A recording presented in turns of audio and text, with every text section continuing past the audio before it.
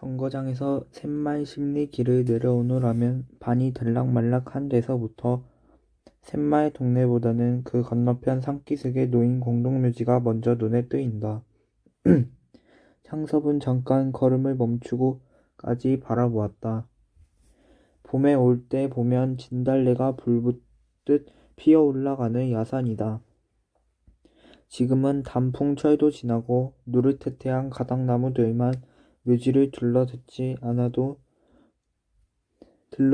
않아도 적막한 버스럭 소리만 울릴 것 같았다. 어느 것이라고 집어낼 수는 없어도 창옥의 무덤이 어디쯤이라고는 짐작이 된다. 창섭은 마음으로 창호가 불러보면 묵례를 보냈다. 다만 5인뿐으로 나이가 훨씬 떨어진 누이였었다. 지금도 눈에 선하다. 자기가 마침 방학으로 와있던 여름이었다. 창옥은 저녁 먹다 말고 갑자기 복통으로 뒹굴었다. 읍으로 뛰어들어가 의사를 청해왔다. 의사는 주사를 놓고 들어갔다. 그러나 밤새도록 열은 내리지 않았고 새벽녘엔 아파하는 것도 더해갔다. 다시 의사를 데리러 갔으나 의사는 바쁘다고 환자를 데려오라고 하였다. 하라는 대로 환자를 데리고 갔으나 역시 오진을 했었다. 다시 하루를 지나 고름이 터지고 복막이 절망적으로 상해버린 뒤에야 겨우 맹장염인 것을 알아낸 눈치였다. 그때 창섭은 자기도 어른이기만 했으면 필시 의사의 멱살을 들었을 것이다. 이런 누이의 허무한 죽음에서 창섭은 뜻을 세워 아버지가 권하는 고능을 마다하고 의전으로 들어갔고 오늘에 이르러는 맹장수술로는 서울서 정평이 있는 한 권위가 된 것이다. 창호가 기뻐해다구 이번에 내 병원이 좋은 건물을 만나 커지는 거다. 개인 병원으론 제일 완비한 수술실이 실현될 거다. 입원실이 부족도 해결될 거다. 네 사진을 확대해 내 진찰실에 걸어놓으마. 창섭은 바람도 쌀쌀할 뿐 아니라 오후 차로 돌아가야 할 길이라 걸음을 재우쳤다. 길은 그전보다 넓어졌고 바닥도 평탄하였다. 비나 오면 진흙에 헤어날 수 없었는데 복판으로 자갈이 깔리고 어떤 목은 좁아서 소바리가 논으로 미끄러져 들어가기 십상이었는데 바위를 갈라내어서 일매지게 넓은 길로 닦아줬다. 창섭은 이럴 줄 알았더라면 정거장에서 자전거라도 빌려 타고 올 걸 하였다. 눈에 익은 정자나무 논이면 돌각 담을 두른 밭들도 나타났다. 자기 집 논과 밭들이었다. 논둑에 선 정자나무는 그전부터 잊은 것이나 밭의 돌각 담들은 아버지께서 손수 쌓으신 것이다. 창섭의 아버지는 근방의 소문난 영감이다. 곡식값보다 다른 물가들이 높아졌을 뿐 아니라 전대에는 모르던 아들의 유학이란 것이 큰 부담인데다가 할아버니와 아버니께서 나를 부자 소린 못 들어도 굶는단 소린 안 듣고 살도록 물려주시고 가셨다. 드럭드럭 탐내 모아선 뭘하니 할아버니께서 새똥을 맨손으로 움켜다 넣으시던 논 아버니께서 멍더를 손수 이룩하신 밭을 더 건 논으로 더 기름진 밭이 되도록 닭달만 해 가기에도 내겐 벅찬 일일 게다. 밭에 돌을 추려 바람맞이로 담을 두르기 겨울엔 둥마기 하기 그러다가 아들이 의사가 된 후로는 아들 학비로 쓰던 목까지 들여서 동네 길들은 물론 읍길과 정거장 길까지 닦아놓았다. 남을 주면 땅을 버린다고 여간 근실한 자국이 아니면 소작을 주지 않았고 소 2필이나 메고 일꾼을 3명씩이나 두고 적지 않은 전답을 전부 자농으로 버티어 왔다. 실속이 타작만 못하다는 둥 일꾼 셋이 저희 농사에 가지고 나간다는 둥 이 해만을 따져 비평하는 소리가 많았으나 창섭의 아버지는 땅을 위해서는 자기의 이해만으로 타산하려 하지 않는다. 이와 같은 임자를 가진 땅들이라 곡식은 거둔 뒤 그루만 남은 농가 밭이되 그 바닥들의 고름 그 언저리들의 바름 흙의 부드러움이 마치 시룩떡 모판이나 대하는 것처럼 누구의 눈에나 탐스럽게 흐뭇해 보였다. 이런 땅을 팔기에는 아무리 수입은 몇 배 더 나은 병원을 늙히기 위해서나 아버지께 미안하지 않을 수 없었다. 그러나 잡히기나 해가지고는 3만원 돈을 만들 수가 없었고 서울서 큰 양관의 손에 넣기란 돈만 있다고도 아무 때나 될 일이 아니었다. 아버지께선 내년이 환갑이시다. 어머니께선 겨울이면 해마다 기침이 도시신다. 진작부터 내가 모셔야 했을 거다. 그런데 내가 시골로 올 순 없고 천생 부모님이 서울로 가시어야 한다. 땅 전부를 소작을 내어 맡기고는 서울 가 편안히 계실 날이 하루도 없으실 게다. 아버님의 말년을 편안히 해 드리기 위해서도 땅은 전부 없애버릴 필요가 있는 거다. 창섭은 샘말에 들어서자 동고에서 이내 아버지를 뵐 수가 있었다. 아버지는 가에는 살얼음이 잡힌 찬물에 무릎까지 걷고 들어서서 동네 사람들을 축축여 돌다리를 거치고 계셨다. 동네 사람 수십 명이 새꼬비 2기장은 흘러내려간다는 다리돌을 동아줄에 얼컥 끌어올리고 있었다. 개울은 동네 복판을 흐르고 있어 아래 위로 징검다리를 서너 군데나 놓였으나 하룻밤의 비에도 일수 넘치어 모두 이 큰 돌다리로 통행하던 것이었다. 창섭은 어려서 아버지께 이 큰 돌다리의 내력을 들은 것이 아직도 기억에 남아있다. 그 후 50-60년 동안 한 번도 무너진 적이 없었는데 몇 해 전 어느 장마엔 어찌된 셈인지 가운데 제일 큰 장이 내려앉아 떠내려 갔던 것이다. 두께가 1자는 실하고 폭이 6자, 길이는 10자가 넘는 자연석 그대로라 여가 몇 사람의 힘으로는 손대 염두부터 나지 못하였다. 더구나 불과 수십 보 이내의 면에 보조를 얻어 난간까지 달린 한다한 나무다리가 놓인 뒤의 일이라 이 돌다리는 동네 사람들에게 완전히 잊혀진 채 던져져 있던 것이었다. 집에 들어가니 어머니는 다리 고치는 사람들 점심을 짓느라고 역시 여러 명의 동네 여편네들과 희둥거리고 계시었다. 웬일인데 어째 혼자만 오느냐? 어머니는 손자 아이들부터 보이지 않음을 물으신다. 오늘로 가야겠어요. 오늘로 가야겠어서 아무도 안 데리고 왔습니다. 오늘로 갈 걸 뭘 허오누?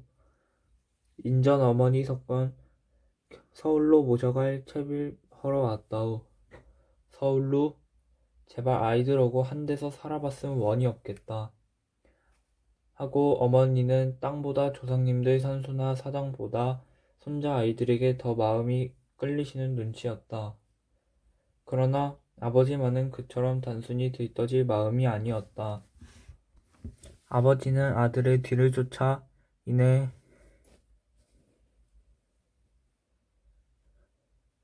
인해 개울에서 들어왔다. 아들은 마치 환자에게 치료 방법을 이르듯이 냉정히 차근차근히 이야기를 시작하였다. 외아들인 자기가 부모님을 진작 모시지 못한 것이 잘못인 것. 한 집에 모이려면 자기가 병원을 버리기보다는 부모님이 농토를 버리시고 서울로 오시는 것이 순리인 것. 병원은 나날이 환자가 늘어가나 입원실이 부족되어 오는 환자의 3분의 1밖에 수용 못하는 것. 지금 시국에 큰 건물을 새로 짓기란 거의 불가능한 일인 것. 마침 교통 편한 자리에 3층 양옥이 하나 난 것. 인쇄소였던 집인데 전체가 콘크리트여서 방화방공으로 가치가 충분한 것. 3층은 살림집과 직공들의 합숙실로 꾸미었던 것이라 입원실로 변장하기에 용이한 것. 각 층에 수도, 가스가 다 들어오는 것. 그러면서도 가격은 엄한 것, 염하기는 하나 32,000원이라 지금의 병원을 팔면 15,000원쯤 받겠지만 그것은 새 집을 고치는 데와 수술실에 기계를 완비하는데 다 들어갈 것이니 집값 32,000원은 따로 있어야 할 것. 시골에 땅을 준 데야 1년에 고작 3,000원의 실리가 떨어질지 말지. 하지만 땅을 다 팔아 병원만 확장해 놓으면 적어도 1년에 10,000원씩은 이익을 뽑을 자신이 있는 것. 돈만 있으면 땅은 이담이라도 서울 가까이라도 얼마든지 좋은 것으로 살 수 있는 것. 아버지는 아들의 의견을 끝까지 잠잠히 들었다. 그리고 점심이나 먹어라. 나도 좀 생각해봐야 대답하겠다. 하고는 다시 개울로 나갔고 떨어졌던 다릿돌을 올려놓고야 그도 점심상을 받았다. 점심을 자시면서 였다. 원 요즘 사람들은 힘도 줄었나봐. 그 다리 처음 놓을 때 내가 어려서 봤는데 불과 연함은 이서 거들던 돌인데 장정 수십 명이 한나절 씨름을 하다니. 넌 그 다리서 고기 잡던 생각도 안 나니? 서울로 공부 갈 때 그 다리 건너서 떠나던 생각 안 나니? 시체 사람들은 모두 인정이란 게 사람한테만 쓰는 건 줄 알더라. 내 할아버니 산소의 상도를 그 다리로 건네다 모셨고 내가 천잘 끼고 그 다리로 글 읽으러 댕겼다. 네 어미도 그 다리로 가말 타고 내 집에 왔어. 나 죽는 건 그 다리로 건네다 묻어라. 난 서울 갈 생각 없다. 네? 현금이 쏟아진데도 난 땅은 못 팔겠다. 내 아버님께서 선수 이룩하시는 걸 내 눈으로 본 바치고 내 할아버님께서 선수 피땀 흘려 모으신 돈으로 만들어신 논들이야. 돈이 있다고 어디 가느르지. 논 같은 게 있고 독시장 밭 가른 걸 사? 느르지 논둑에 선 느티나무는 할아버님께서 심으신 거고 저 사랑마당에 은행나무는 아버님께서 심으신 거다. 그 나무 밑에를 설 때마다 난 그 어른을 등상이나 다름없이 경건한 마음이 솟아우러러 보곤 한다. 땅이란 걸 어떻게 일시이해를 따져 사고팔고 하느냐. 땅 없이 봐라. 집이 어딨으며 나라가 어디 있는 줄 아니.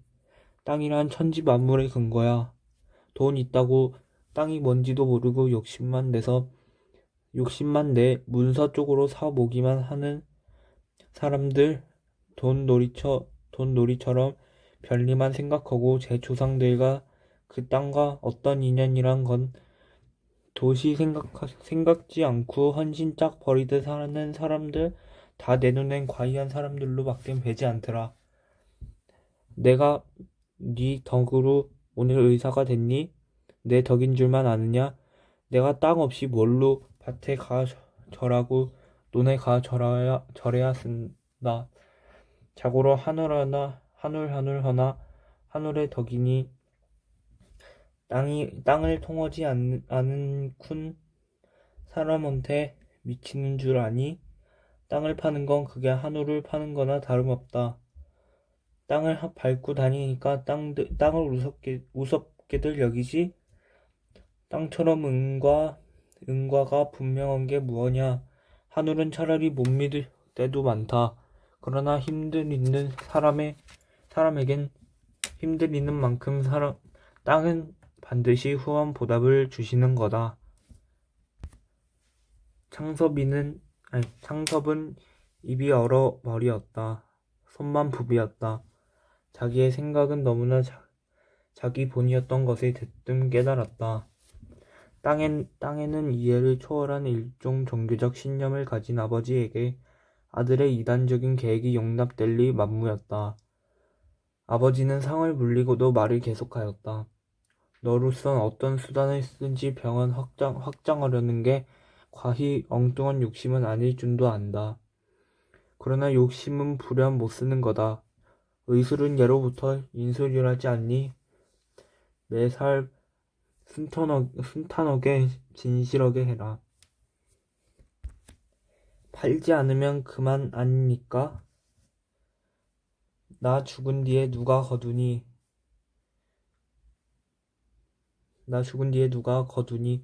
너도 이제도 말했지만 너도 문서 쪽만 쥐고 서울 앉아 지주 노릇만 하게? 그따위 지주하고 작은 틈에서 땅들만 얼만 골는지 아니? 안 된다. 팔 때다. 나 죽을 임시엔 다 팔 때다. 돈엔 팔 줄 아니? 돈에 팔 줄 아니? 사람한테 팔 때다. 건너 용문이는 우리 느르지 논 같은 건 한 해만 붙여보고 죽어도 농군으로 태어났던 걸 한어지 않겠다고 했다. 독시장 밭을 내놓는다고 해봐라. 문보나 덕길이 같은 사람은 길바닥에 나앉아들어도 집을 팔아 살려고 덤빌 게다. 그런 사람들이 땅 임자 안 되고 누가 돼야 오르냐. 그러니 말이 난 김에 내 유언이다. 그런 사람들 무슨 돈으로 땅값을 한몫 내겠니? 몇몇 해고 그 땅 소출을 팔아 몇 년이 갚아 나가게 할 테니 너도 땅값을랑 그렇게 받아갈 줄 미리미리 알고 있거라. 그리고 내 모가 먼저 가면 내가 묻을 거고 내가 먼저 가게 되면 내 모마는 네가 서울로 그때 데려가렴. 난 샘말서 이렇게 야인으로나 죄 없는 밥을 먹다 야인인 채 묻힐 걸 흡족히 여긴다. 창섭도 코허리가 찌르르 하였다. 자기가 계획하고 온 일이 실패한 것쯤은 차라리 당연하게 생각되었고 아버지와 자기와의 세계가 격리되는 일종의 결별의 심사를 체험하는 때문이었다. 아들은 아버지가 고쳐놓은 돌다리를 건너 저녁차를 타러 가버렸다. 동구 밖으로 사라지는 아들의 뒷모양을 지키고 섰을 때 아버지의 마음도 정말 임종에서 유언이나 하고 난 것처럼 외롭고 한편 불안스러운 심사조차 설레었다. 아버지는 종일 개울에서 허덕였으나 저녁에 잠도 달게 오지 않았다. 젊어서 서당에서 읽던 백낙천의 시가 다 생각이 났다. 늙은 제비 한 쌍을 두고 지은 노래였다. 제 뱃속이 고픈 것을 참아가며 입에 얻어본 것은 새끼들부터 먹여 길렀으나 새끼들은 자라서 나래의 힘을 얻자 어디로인지 저희 좋을 대로 다 날아가 버려. 야위고 늙은 어버이 제비 한 쌍만 가을바람 소슬한 추녀 끝에 쭈그리고 앉아 있는 광경을 묘사하였고 나중에는 그 늙은 어버이 제비들을 가리켜 새끼들만 원망하지 말고 너희들이 새끼적에 역시 그러했음도 깨달으라는 풍자의 시였다. 노인은 어두운 천장을 향해 쓴 웃음 짓고 날이 밝기를 기다려 누구보다도 먼저 어제 고쳐놓은 돌다리를 보러 나왔다. 흙탕이라고는 어느 돌 틈에 남아있지도 않았다. 첫 골무로, 가운데 골무로, 끝에 골무로 맑기만 한 소담 물살이 우쭐우쭐 춤추며 빠져내려갔다. 가운데 짱으로 가 쿵쾅 굴러 보였다. 발바닥만 아플 뿐 끄떡이 있을 리 없다. 노인은 쭈루루 집으로 들어와 소금 접시와 낫수건을 가지고 나왔다. 제일 낮은 받침돌에 내려앉아 양치를 하고 세수를 하였다. 나중에는 다시 이가 저린 물을 한 입 물어 마시려 일어섰다. 속의 모든 게 씻기는 듯 시원하였다. 그리고 수염에 물을 닦으며 이렇게 생각하였다. 비가 아무리 쏟아져도 어떤 한정은 넘는 법이 없다. 물이 분수 없이 떠내려 갔던 게 아니라 자갈이 밀려 내려와 물구멍이 좁아졌든지 그렇지 않으면 어느 받침돌의 밑이 물살에 궁굴려 쓰러졌던 그런 까닭일 게다. 미리 바닥을 치고 미리 받침돌만 제대로 보살펴 준다면 만년은 간들 무너질 리 없을 게다. 그저 늘 보살펴야 하는 거다. 사람이란 하늘 밑에 사는 날까진 하루라도 천리에 방심해선 안 되는 거다.